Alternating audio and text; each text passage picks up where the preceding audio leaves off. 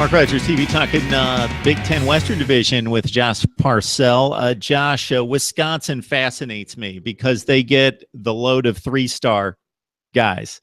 And no, they're not Florida State, Ohio State, Alabama, Clemson. But they continue to churn out 10-2 and 9-3 and 10-2, and they've been doing it for 15 or 20 years, regardless of the head coach. And they continue. They have built a program, and they know who they are and what they need to do. Now, this is not going to be a vintage Wisconsin team, but you've got reason to be hopeful that they could do something special. I agree. I think this is a two-game season for Wisconsin. They play Michigan towards the end of November. That's by far their hardest regular season game. If you look back 2 years ago in the Big Ten West, Iowa ran the table. They played virtually nobody. They were one game away from making the college football playoff. They ended up losing in the Big Ten championship game, making that Rose Bowl against Stanford where they got destroyed. But Wisconsin right now, if they can get through Michigan, Northwestern at home, Nebraska on the road, I mean, that's as hard as it gets for Wisconsin. I think this is a pretty good Wisconsin team. Alex Hornibrook last season played fairly well as a freshman. He was a very typical Wisconsin quarterback, but being so young, you think if he can take a step forward, that would be good. And they have good running backs. Bradrick Stewart is kind of the next up in line. Like you said, last 15, 20 years, we know what we're going to get out of Wisconsin. It's because we know what we get out of that running game and that offensive line. So I trust that they're going to find another 1,000-yard rusher. Taiwan Deal is a guy who has showed spurts and flashes of, I wouldn't say brilliance, but certainly productivity in the last 2 years as a backup. So we're going to get a lot of the same thing out of Wisconsin. And I think that if all goes according to plan and they can avoid that dud of a game maybe against a team like Nebraska, this is a team that could be 11-1 or 12-0 going into the Big Ten championship and find themselves one win away from a college football playoff.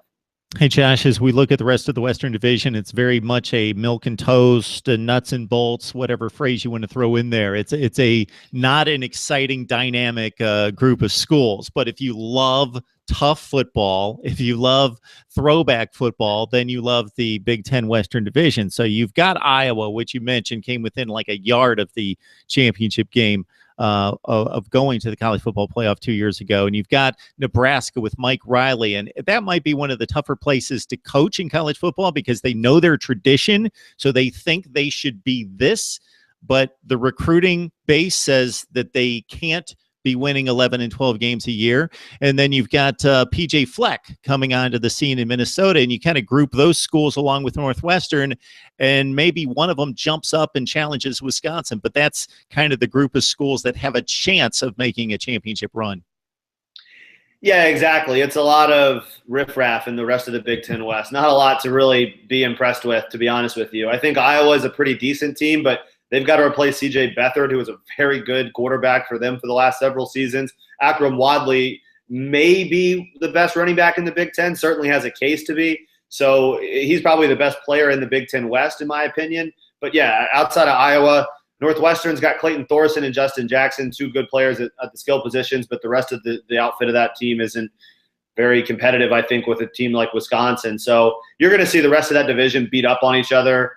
To me, Wisconsin, it would be a flat-out embarrassment if they don't win the Big Ten West and win at least 7 games in the conference this season before they head to the Big Ten championship. It's just that much of a gap between them and the rest of that division.